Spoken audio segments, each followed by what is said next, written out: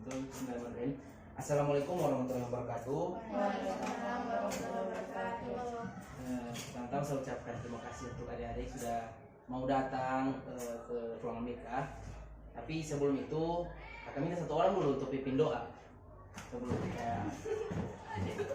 Iya, supaya kita melakukan hal apapun harus dimulai dengan doa. Supaya apapun yang kita lakukan bisa dapat hikmahnya, berkahnya. Ayo, pimpin dulu doa salah satunya. Bilang apa nih? Bilang saja teman-teman sebelum kita lakukan kegiatan konseling kelompok. Konseling kelompok. Marilah kita berdoa bersama-sama menurut agama dan kepercayaan kita masing-masing. Panjang sekali. Bisa itu, dia aja. Konseling kelompok. Konseling kelompok. Ah, Teman-teman, sebelum kita melakukan konseling kelompok, marilah kita berdoa sesuai agama dan kepercayaan kita masing-masing dan mulai.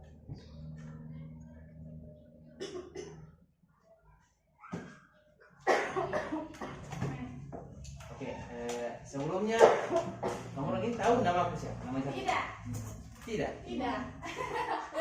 Cuma satu kelas satu kali tapi tidak pernah kenalkan namanya. Lupa kemarin.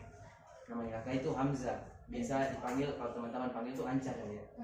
Kak Anca. Nah. Tapi nama kamu orang kakaknya itu lagi yang tidak tahu. Nama kamu siapa? Nita. Nita. Najwa. Adel. Fani. Anggi. Ada tuh Puspasari yang kemarin. Itu ya. Kemarin bahasa Indo. Kok teh masuk? Iya, hari Rabu tau?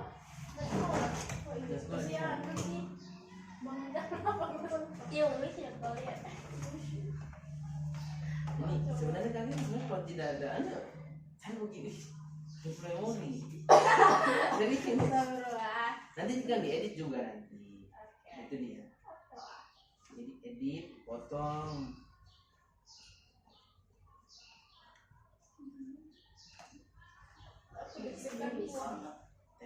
Apa potong? Takut dicewahkan orang. Kanibal. Maksudnya kamu lima. Tapi sebelumnya tidak pernah kamu dengar apa ini konseling kelompok? Tidak. Asing waktu itu tidak pernah. Kita kawan-kawan curhat. Waktu masih ada di Bulu Tia tidak pernah. Sering curhat. Mungkin curhat Tahu. tentang kelas. Dari Bulu Tia. Cuma Ibu Tia saja yang panggil.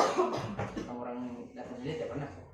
Nah, jadi saya jelaskan di konseling kelompok itu bisa dibilang seperti konseling individu, menyelesaikan masalah satu orang.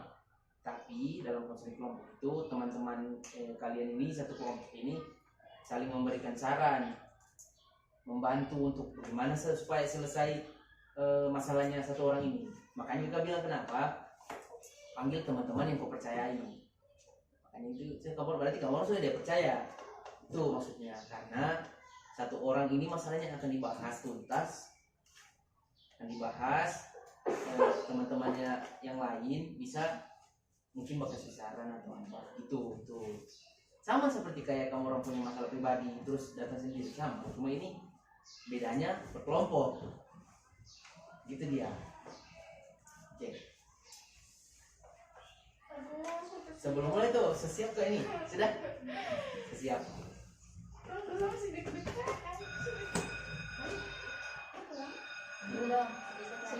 Sudah siap.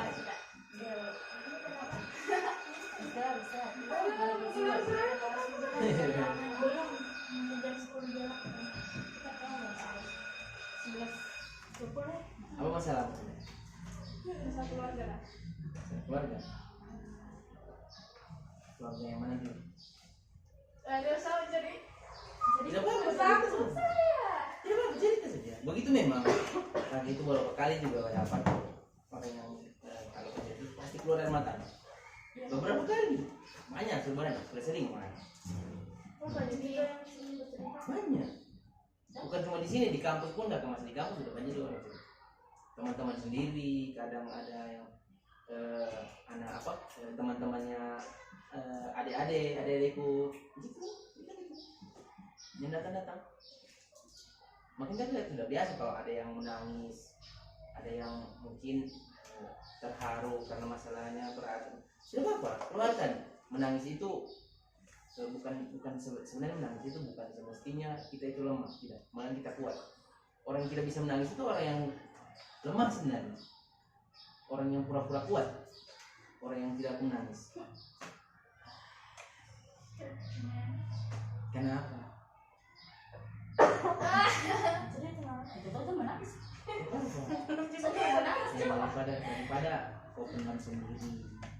Kalau kau cerita setidaknya mungkin ada saran dari teman-temanmu, ada saran dari kakak gitu. Daripada kau pendam sendiri, stres sendiri, tidak bisa selesai masalahmu gimana, kan buntu kan.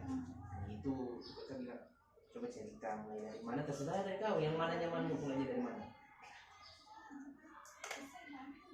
Kemarin hari apa ya, Selasa Rabu kan, pas hari Rabu itu kita ada apa namanya ekskul pramuka. Terus saya itu pulang agak malam lah, sore jam 5:30. Terus pas pulang kan capek. Enggak ngomong. Kan pas pulang itu capek toh. Jadi istirahat tuh. Terus lagi di kamar tiba-tiba bapakku datang. Terus habis itu dia bilang, saya tidur terus, balik kejadian saya kerja sama sekali. Baru itu bapakku bilang, gak ada gunanya saya hidup di dunia ini. Terus tinggal dengan siapa? Bapakku. Jawab Iya. dengan apa? Kakakku, mamaku sudah meninggal tahun 2020. Kira-kira kenapa kalau menurutmu? Kira-kira kenapa bapakmu sampai begitu? Maksudnya kata-katanya tidak disayang, Enggak tahu. nggak pernah terpikirkan. Karena kan pasti kita kalau pulang dari ekskul itu capek kan. Jadi saya mau itu istirahat dulu, dan kayak beberapa saat saya tiduran atau mungkin saya duduk saja, dan kayak baru pulang sekolah itu pasti rasanya capek sekali kan. Habis itu tiba-tiba dia datang di kamarku, habis itu dia dorong pintu kan, baru habis itu tiba-tiba dia bilang, kau tuh kerjamu cuma tidur terus, tidak ada gunanya hidup di dunia ini.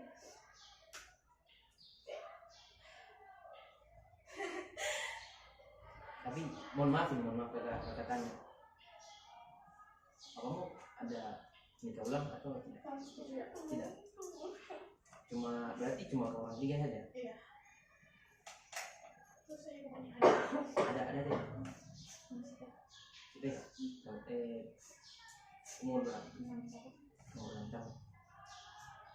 Terus biasanya cuma 0,9 atau biasanya semuanya?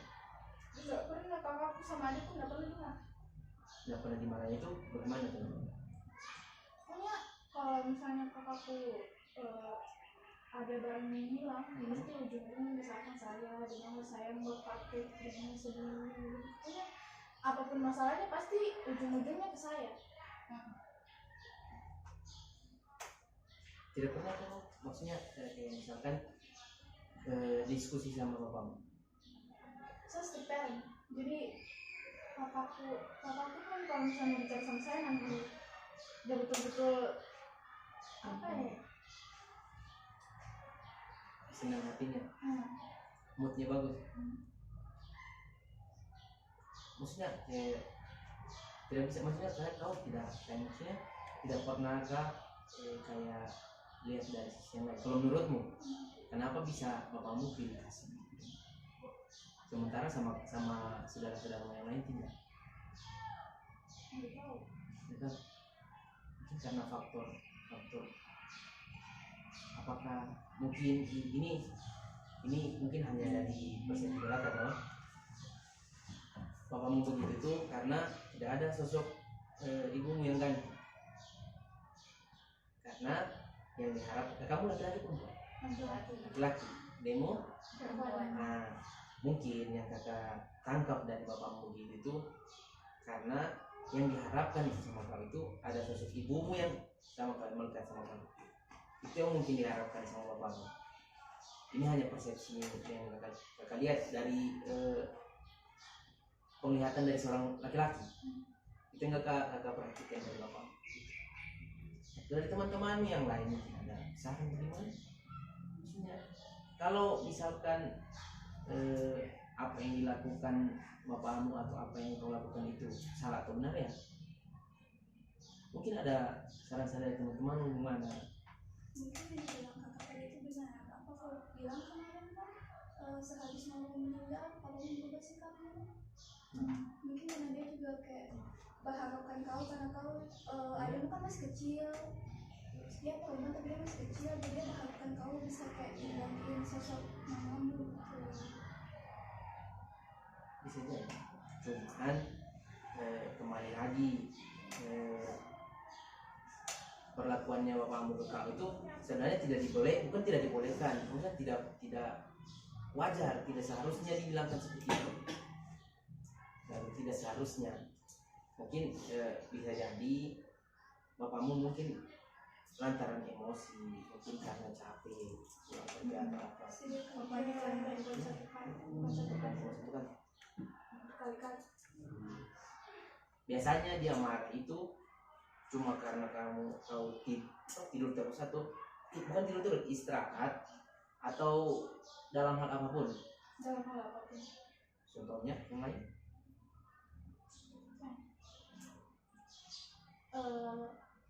Mungkin kalau misalnya sama keluar atau kerja kelompok sama pasti awal-awalnya itu dibilang boleh, tapi pas pulang dari selesaikan kerja kelompok itu pasti temen marah gitu, makanya kayak dibilang tidak tahu waktu lah gitu.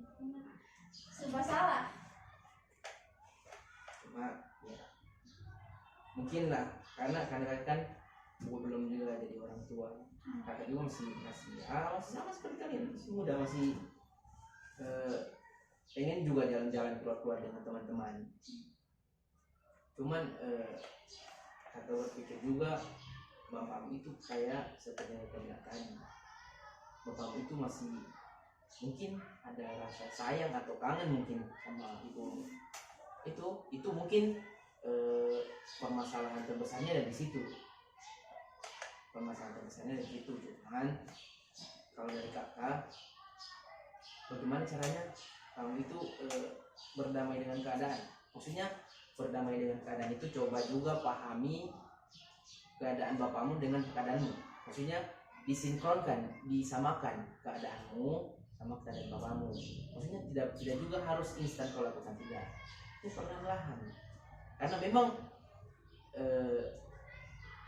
kakak sih sebenarnya kakak juga senang ya mendengar kata-kata seperti itu, ya sakit hati juga, pasti sakit hati.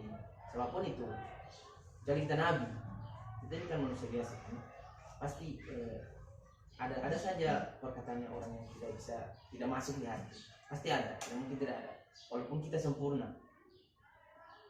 Itu pun orang yang sempurna saja masih ada yang dicaci maki, dicela misalnya. Maka itu mungkin ini hanya saran dari kakak, supaya apa yang sudah terjadi seperti kau mungkin mencelakai diri sendiri itu kan, untuk menghindarinya itu supaya tidak stres, coba ubah persepsi. Misalnya kan ubah persepsi. Ada teman-teman yang menguatkan, teman-temannya juga tuh saling rangkul. Maksudnya coba sesekali, walaupun tidak dengan kakak ya, tidak dengan guru BK ya, walaupun tidak dengan guru BK, mungkin sesekali sharing-sharing, bicara-bicara sendiri antara kalian yang saling percaya. Siapa tahu dari situ kalian bicara-bicara, mungkin sudah terbangun kedekatan emosional, sudah bisa memberikan saran, sudah bisa saling tolong-menolong semua. Sebenarnya bicara begini ini tidak perlu seperti ini, bicara di luar saja bisa semua. Komunikasi itu hal yang paling penting untuk seorang siswa, untuk seorang mahasiswa, semua manusia pasti butuh yang namanya komunikasi. Kalau dia hidup sendiri pasti gila. Lihat saja orang yang tanda kutip gangguan jiwa, gangguan mental, hidupnya bagaimana? Karena dia bermain dengan pikirannya sendiri. Dia tidak bisa alurkan pikirannya itu ke orang lain. Dia tidak bisa sharing apa yang dia rasa, apa yang dia alami. Dia tidak bisa sharing. Makanya kenapa biasanya orang yang gangguan mental, gangguan jiwa itu biasanya dia berimajinasi kan, entah apa yang dia bikin pasti itu dia lakukan sendiri. Itu saran kakak. Nah, kakak juga banyak menemukan apa namanya masalah-masalah yang tahu banyak sekali, bukan cuma di internet, di dunia nyata atau banyak sekali. Kenapa? Mau di SMP, di SMA, kenapa kalau mau menangis silakan. Tidak ada yang ketawakan menangis. Iya. Hanya orang-orang lemah yang bisa menangis serius. Kakak jujur ya, kuliah ini saking beratnya biasa kakak di kos menangis sendiri. Menangis sendiri. Supaya apa? Supaya menghilangkan emosi. Karena kalau ditahan emosi pasti sakit dada. Betul tidak? Sakit dada kalau ditahan emosi. Makanya dengan cara itu supaya kita lega dengan cara menangis. Gitu. Oke, ada lagi?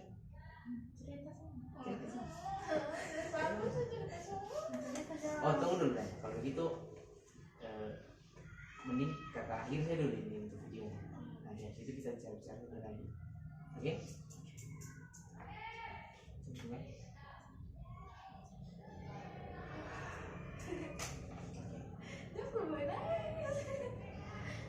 Kita ucapkan terima kasih kepada adik yang sudah mau partisipasi, yang sudah mau datang sedikit ke ruangan kita untuk konsultasi masalahnya. Kita berucapkan terima kasih banyak. Wabillahi taufiq wal hidayah. Wassalamualaikum warahmatullahi wabarakatuh.